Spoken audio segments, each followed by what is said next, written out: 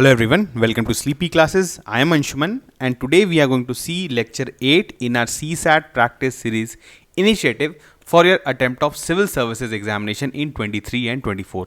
तो अगर आप सिविल सर्विसेज एग्जाम को 23 या 24 में अटेम्प्ट करने वाले हैं तो आपको पता है फर्स्ट स्टेज जो होता है वो प्रिलिमिनरी स्टेज होता है और उसमें दो पेपर होते हैं जीएस एंड सीसैट। सीसैट जो पेपर 2 होता है उसका प्रिपरेशन जो है आप हमारे साथ कर सकते हैं। इस सीरीज़ में हमने ऑलरेडी 7 लेक्चर्स कवर किया है। हमने कुछ इंपॉर्टेंट कंसेप्ट्स देखा, कंसेप्ट्स ऑफ परमुटेशन, कॉम्बिनेशन, उस पर बेस्ड हमने बहुत सारा क्वेश्चन सॉल्व किया।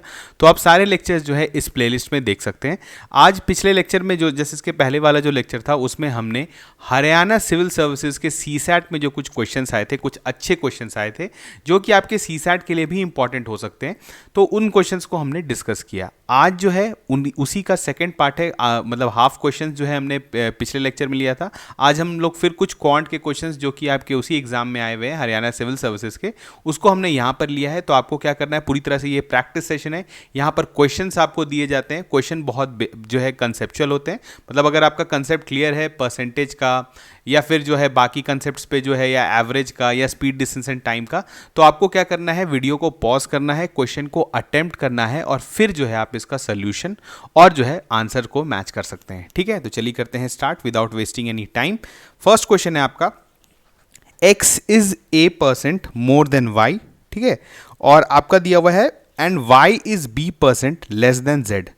If x is greater than 0, y is greater than 0 and z is also greater than 0 and x is greater than z, the relationship between a and b is। अब आपको बोल रहा है, इतने सारे आपको चीज़ दे दिया गया है कि x is a% more than y, y is b% less than z और x और y और z जो है वो जो है क्या है, तीनों जो है वो 0 से बड़े हैं और x जो है वो z से बड़ा है। तो आपको a और b के बीच में रिलेशन बताना है और क्वेश्चन जो है आपको हिंदी में भी दिए हुए हैं, तो जो भी लोग अगर हिंदी में क्वेश्चन पढ़ना चाहते हैं वो पढ़ सकते हैं।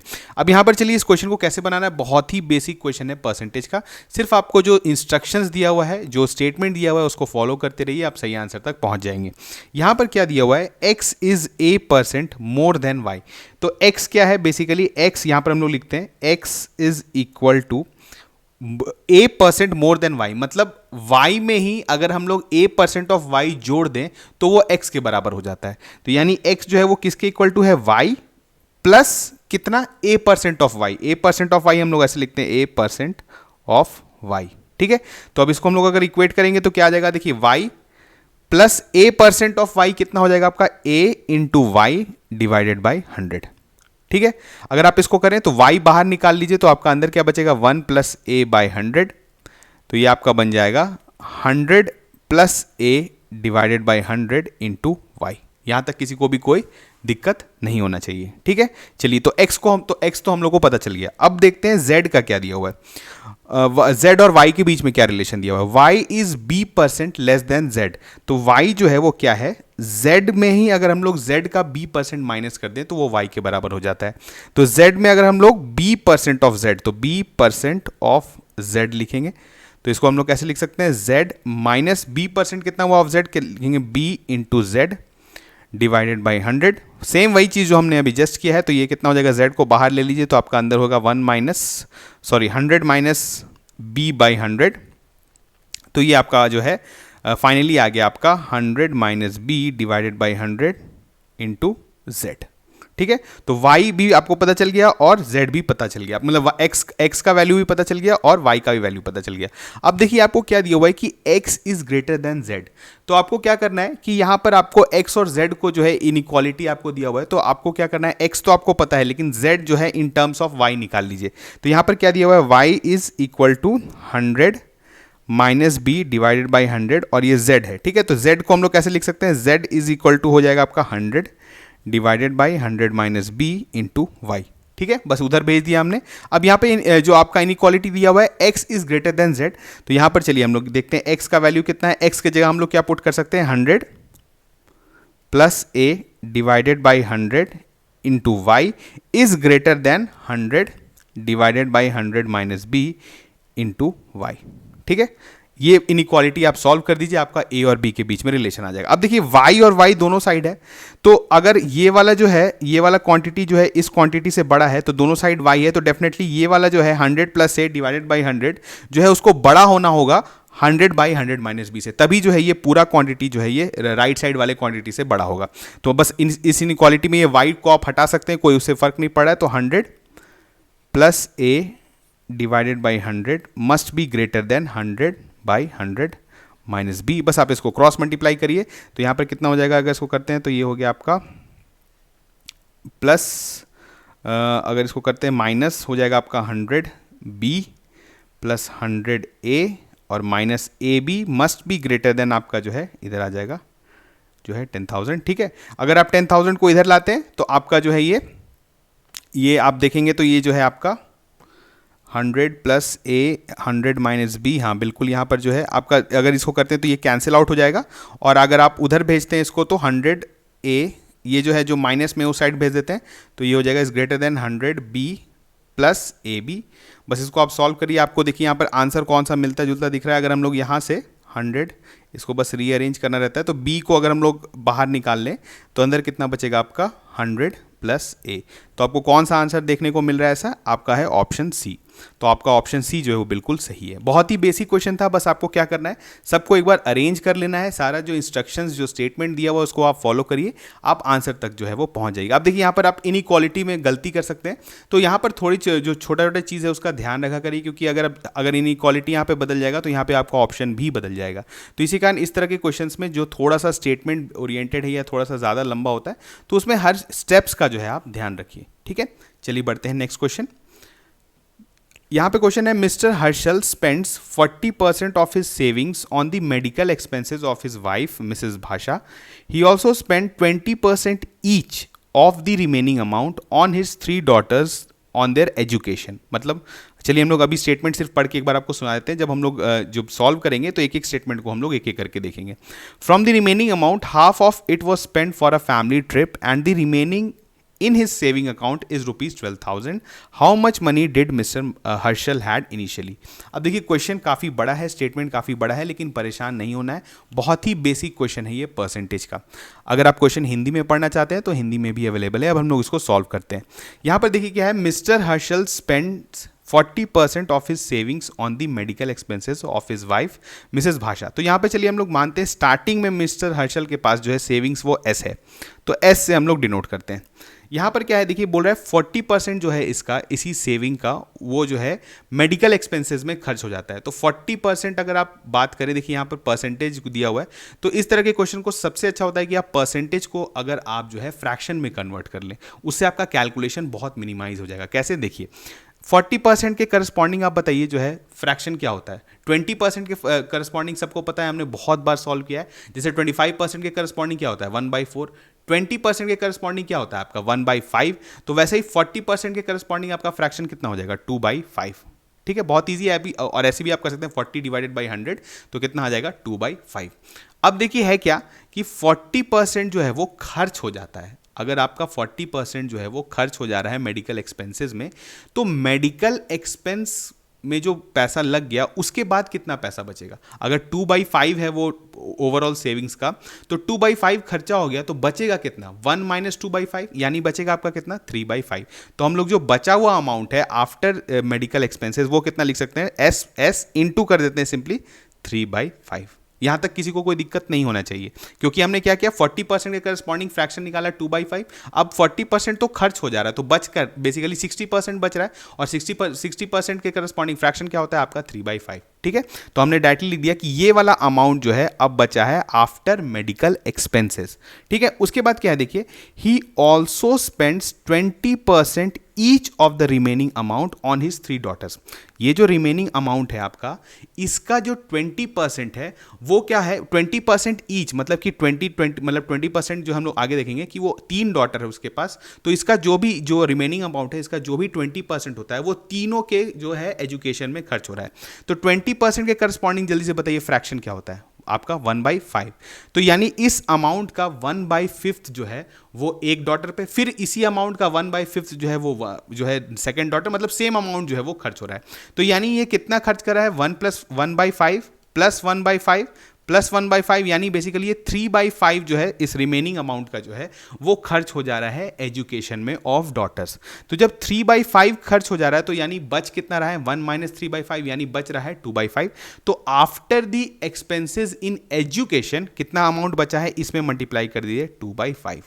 ठीक है, अब आप समझ रहे हैं कैसे। हम लोग को देखिए रिमेनिंग अमाउंट से मतलब है, क्योंकि लास्ट में आपका जो है अमाउंट 12,000 दिया हुआ है, जो रिमेनिंग बचा है, तो इसी कारण हम लोग हर स्टेज का जो पैसा जो बच जा रहा है उसको ले रहे हैं। ठीक है, ना कि जो खर्च हो रहा है। जो खर्च हो रहा है उसको हम लोग अलग लिख ले रहे हैं, जो बच जा रहा है उसको हम लोग आगे लेके चल रहे हैं। ठीक है, अब यहां पर देखिए क्या है, उसके बाद फ्रॉम द रिमेनिंग अमाउंट। अब इसमें ये जो आपका रिमेनिंग अमाउंट कब कब का बचा है, जब आपका एजुकेशन में जो खर्चा हो चुका है, उसके बाद रिमेनिंग अमाउंट का हाफ जो है वो spend for a family trip. तो फैमिली ट्रिप पे अगर हाफ खर्चा हुआ तो बचा कितना, हाफ। तो इसको हम लोग मल्टीप्लाई कर देंगे इनटू हाफ। तो यानी फैमिली ट्रिप के बाद का जो अमाउंट है वो जो है आपका ये आ चुका है। और ये किसके बराबर है, the amount remaining in his saving account is ₹12,000। यानी जो अमाउंट बचा है वो किसके बराबर है, 12,000 के। बस आप इसको अगर इक्वेट कर देंगे तो आपको बेसिकली निकालना क्या है, एस की स्टार्टिंग में उसके अकाउंट में जो सेविंग्स था वो कितना था। बस इसको सॉल्व करके देखिए, 3 2 6, तो ये हो गया आपका, ये हो गया 2000। ठीक है, और अगर इसको एस डिवाइडेड बाय लिख देते हैं 25 इंटू 2 तो 50 हो गया, इज इक्वल टू है आपका 2000। तो एस इज इक्वल टू करेंगे तो कितना आ जाएगा आपका, जल्दी से बताइए। ये आ जाएगा आपका 1,00,000 रुपीज़। तो यानी स्टार्टिंग में जो है उसके पास कितना पैसा था, उसके पास पैसा था 1,00,000 रुपीज़। बहुत इजी क्वेश्चन था, तो ऑप्शन बी जो है वो आपका सही हो गया। अगेन आप देखिए इस तरह के क्वेश्चंस को हमने कैसे सॉल्व किया, with the help of fraction. Percentage को अगर आप फ्रैक्शन में कन्वर्ट करने जानते हैं, जैसे आप हमने बहुत सारा जो है इवन सीसैट प्रैक्टिस सीरीज जो 2022 था उसमें भी जो परसेंटेज का कंसेप्ट था वहाँ पर हमने देखा था कि आप अगर परसेंटेज को फ्रैक्शन में कन्वर्ट कर लेते तो आप बहुत ईजिली क्वेश्चन को सॉल्व कर सकते हैं। कैसे, अगर जैसे फॉर एग्जाम्पल सोचिए कि अगर हम लोग बोल रहे हैं कि किसी को 25% से हम लोग डिक्रीज कर रहे हैं, तो 25% डिक्रीज कर रहे हैं मतलब बेसिकली आप उसमें उसी का 1/4 माइनस कर दे रहे हैं, यानी 1 माइनस 1/4 कर दे रहे हैं, तो बच क्या रहा है 3/4। ठीक है, तो इस तरह के जो ऑपरेशंस होते हैं ये अगर आपको पता है तो ये वाला इस तरह का क्वेश्चन चाहे कितना भी बड़ा स्टेटमेंट हो आप बहुत इजीली सॉल्व कर सकते हैं। देखिए अगर आप बात करें, अगर ये सब आप लिखें और तो आपका बिल्कुल एक लाइन में जो है ये क्वेश्चन बन गया। ठीक है, चलिए बढ़ते हैं आगे। नेक्स्ट क्वेश्चन है, अ मैन कवर्स, ये स्पीड डिस्टेंस एंड टाइम का है, बहुत अच्छा क्वेश्चन है और आपके जो है हरियाणा सिविल सर्विसेज में आया है। तो काफ़ी स्टैंडर्ड क्वेश्चन जो है स्टेट पीसीएस में भी आपको देखने को मिलता है। और अगर आप देखेंगे एक पैटर्न है इवन यूपीएससी सीसैट में भी, कि वो जो है अगल बगल में जो स्टेट पीसीएस का अगर कभी एग्जाम होता है तो वहाँ पर से भी कभी क्वेश्चन ले सकते हैं। इवन जो यूपीएससी बाकी एग्जाम्स लेती हैं जैसे सीडीएस हुआ, तो वहाँ पर से भी कभी कभी कुछ क्वांट के क्वेश्चन जो है आपको सीसैट में देखने को मिलते हैं। तो इसी कारण अगर आपको ऐसा कोई भी पेपर मिले, अगर जो स्टेट सर्विस का भी हो सीसैट का, तो डेफिनेटली आप प्रैक्टिस करने के लिए वो सारे क्वेश्चंस सॉल्व कर सकते हैं। ठीक है, चलिए देखते हैं यहां पर क्या क्वेश्चन दिया हुआ है। A man covers distance of 1400 kilometre in 80 days resting 10 hours a day. ठीक है, if he rest 16 hours a day and walks at 2.5 times the previous speed, then in how many days will he cover 1000 kilometre. ठीक है, बहुत easy question है, देखिए कैसे। अगर आपको पता है स्पीड डिस्टेंस एंड टाइम में रिलेशन क्या होता है, distance is equal to speed into time. बहुत बेसिक चीज़ है, हम लोग जो है स्पीड डिस्टेंस टाइम में सबसे फर्स्ट क्लास में यही पढ़ते हैं कि डिस्टेंस जो है वो किसके बराबर होता है, आपका स्पीड इनटू टाइम। अब देखिए हो क्या रहा है, a man covers a distance of 1400 kilometre in 80 days resting 10 hours a day.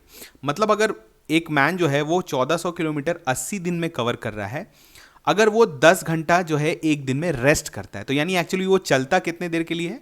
अगर आप देखें एक दिन में कितना आवर्स होता है, 24 आवर्स, तो यानी वो 14 आवर्स जो है वो वॉकिंग कर रहा है हर दिन। ठीक है, अब अगर 14 आवर्स वो वॉकिंग कर रहा है तो उसको 80 डेज लगता है।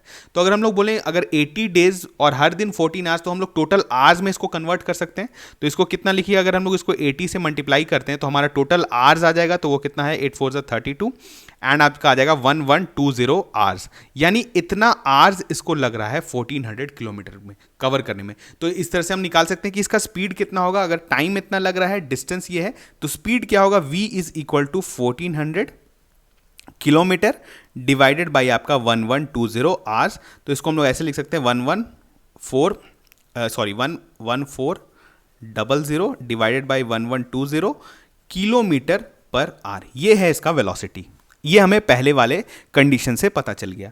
अब क्या है कि if he rests 16 hours a day and walks at 2.5 times the previous speed। अब हो क्या रहा है, ये बोल क्या रहा है कि अगर एक नेक्स्ट सिनेरियो आपको दे दिया गया है कि अब उसको एक्चुअली 1000 किलोमीटर कवर करना है, ठीक है, और उसका स्पीड जो है वो अब हो चुका है 2.5 टाइम्स दी प्रीवियस स्पीड। तो प्रीवियस स्पीड हमने निकाल लिया है, कितना है आपका 1400 divided by 1120 kilometre per our.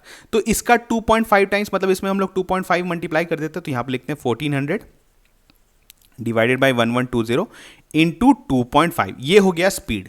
अब बोल रहा है कि कितने ही रेस्ट 16 आवर अ डे, मतलब वो 16 आवर जो है वो एक दिन में रेस्ट कर रहा है। तो एक्चुअली ट्रैवल कितना देर कर रहा है, अगेन 24 आवर्स होता है, तो कितना हो गया 16, यानी 8 आवर्स जो है वो वॉक कर रहा है। तो 8 आवर्स अगर वो वॉक कर रहा है तो उसको कितना डेज लगेगा 1000 किलोमीटर कवर करने में।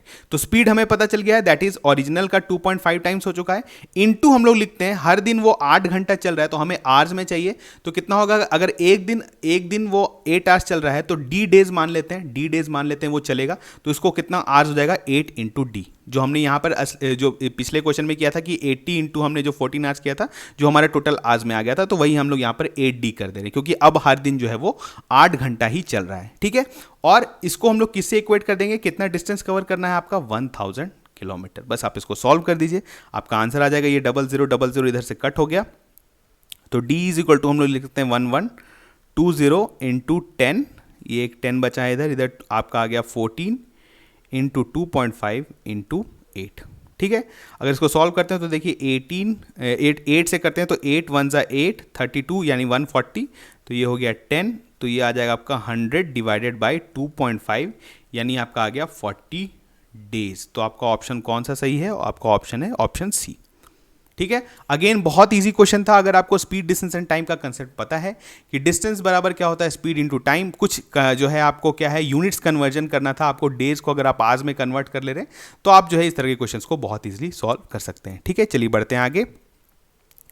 राम एंड श्याम, ठीक है, श्याम दिया हुआ है, together have ₹285। If 2/3 of the money with Ram is equal to 3/5 of the money with Shyam, then what is the money with Ram? बहुत इजी क्वेश्चन है। इस तरह के क्वेश्चंस को अगर आप बोल सकते हैं ये सेटर्स हैं, तो इसको हम लोग खाली स्टेटमेंट को फॉलो करते हैं। तो यहाँ पर अगर जो राम के पास जो मनी है उसको हम लोग मान लेते हैं आर, ठीक है, स्मॉल आर मान लेते हैं, और जो श्याम के पास है उसको मान लेते हैं एस। तो आर प्लस एस आपका कितना दिया हुआ है 285, ये हमें पहले पता चल गया। अब क्या हो रहा है, जो दूसरा स्टेटमेंट दिया हुआ है, if 2/3 of the money with Ram, तो 2/3 ऑफ द मनी कितना हो जाएगा 2/3 r is equal to 3/5 of the money with Shyam, तो इसको लिखेंगे 3/5 एस, ठीक है। तो आपको क्या है, देखिए निकालना क्या है इसमें, then what is the money with Ram. तो आपको एक इक्वेशन तो है ही, बस आप इसमें क्या करिए, एस को in terms of Ram put कर दीजिए। तो आपको राम ही क्योंकि निकालना है, अगर श्याम निकालना होता तो इन टर्म्स ऑफ एस हम लोग करते। तो यहां पर देखिए इस वाले इक्वेशन से एस बराबर आप क्या लिख सकते हैं, एस इज इक्वल टू हम लोग लिख सकते हैं, उधर चला गया तो 10 डिवाइडेड बाई 9 राम, ये हम लोग लिख सकते हैं। बस इस एस को यहां पर पुट कर दीजिए, तो आपका कितना आ जाएगा आर प्लस आपका हो जाएगा 10/9 आर इज इक्वल टू 285। तो अगर इसको आप जोड़ते हैं तो 19 r divided by 9 is equal to 285। इसको आप करिए तो ये हो जाएगा आपका 1 से 19 1 जा 9, और उसके बाद आपका जो है 95 यानी 5, ठीक है, और आर इज इक्वल टू हो गया 15 इंटू 9, तो 9 5 जा 45 यानी 135।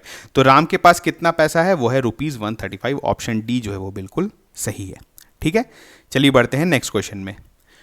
2 buses are at 2 different places 76 kilometre apart. Again ये बहुत ही बेसिक क्वेश्चन है, और इसमें हम लोग कौन सा कंसेप्ट अप्लाई करेंगे, concept of relative speed. Question को हम लोग देखते हैं। They start moving towards each other if their speeds are 20 kilometre per hour and 18 kilometre per hour respectively, after how much time will they meet each other. ठीक है, यहाँ पर देखिए क्वेश्चन कैसा है कि 2 बसेज है, ठीक है, यहाँ और ये स्टार्टिंग में 76 किलोमीटर अपार्ट हैं। अब दोनों क्या कर रहे हैं, एक जैसे यहाँ पर मान लेते हैं ये बस ए है, एक है बी, दोनों एक दूसरे के तरफ मूव करना स्टार्ट कर रहे हैं। तो आपको पता है रिलेटिव स्पीड क्या होता है, जब 2 ऑब्जेक्ट जो है वो एक दूसरे की तरफ मूव करता है तो उनका जो है स्पीड एड अप हो जाता है। आप इस तरह से याद रखिए कि अगर आपको इसमें कंफ्यूजन होता है कि जब सेम डायरेक्शन में जाते हैं तो जो है स्पीड जो है सब्ट्रैक्ट हो जाता है, ऑपोजिट डायरेक्शन में आते हैं तो ऐड हो जाता है। तो इस तरह से आप समझने की कोशिश करिए, बहुत डेप्थ में हम लोग नहीं जाएंगे, कि अगर 2 ऑब्जेक्ट अगर आप सोचिए कि अगर एक दूसरे की तरफ मूव करने लगे तो ऑब्वियसली जो भी डिस्टेंस है उनका वो जल्दी कवर होगा, क्योंकि दोनों एक ही मतलब अगर 76 किलोमीटर है तो एक तरह से क्या होता है कि दोनों का स्पीड जो है वो एड अप हो जाता है, ठीक है। तो यहाँ पर क्या है कि अगर 20 से मूव कर रहा है ए, ठीक है, ये ए जो है वो 20 किलोमीटर पर आवर से मूव कर रहा है और बी जो है वो 18 किलोमीटर पर आवर के स्पीड से मूव कर रहा है, तो दोनों का स्पीड एड अप हो जाएगा। तो एड अप कितना होगा, 20 + 18 आपका कितना हो गया, 38 किलोमीटर पर आवर। और आपको पता है टाइम निकालना है कि कितने देर के बाद वो मिलेंगे, तो टाइम इज इक्वल टू क्या होता है, distance divided by relative speed. तो आपका डिस्टेंस कितना है, 76 किलोमीटर, और आपका जो है स्पीड कितना हो जाएगा, क्योंकि एड अप हो गया तो 38। तो ये बहुत अच्छा नंबर आ गया, कितना आ गया आपका 2 आवर्स। तो आपका ऑप्शन कौन सा हो जाएगा, ऑप्शन ए। अगेन बहुत इजी क्वेश्चन था। अगर आपको रिलेटिव स्पीड का क्वेश्चन का अगर मतलब अगर कंसेप्ट पता है तो आप इस तरह के क्वेश्चंस को बहुत इजीली सॉल्व कर सकते हैं। आपको पेन उठाने का भी जरूरत नहीं, आप ऐसे भी स्पीड ऐड कर सकते थे। 20 + 18 that is 38 and 76 divided by 38 जो है आपका आ जाएगा 2 आवर्स, ठीक है। तो इस तरह के क्वेश्चंस जो है आपको देख रहे हैं स्टेट सर्विस में भी देखने को मिल रहे हैं। और आप अगर आपको कोई और स्टेट सर्विस का भी क्वेश्चन देखने को मिले तो आप उसको जरूर सॉल्व करें, क्योंकि अगर आपका कंसेप्ट क्लियर है तो आपसे सारे क्वेश्चंस बनने चाहिए, ठीक है। अब नेक्स्ट लेक्चर में जो है अगेन कुछ क्वेश्चंस बचे हैं जो क्वांट के और रीजनिंग के भी होंगे, तो उसको हम लोग देखेंगे, ठीक है। तो चलिए मिलते हैं नेक्स्ट लेक्चर में, तब तक थैंक यू।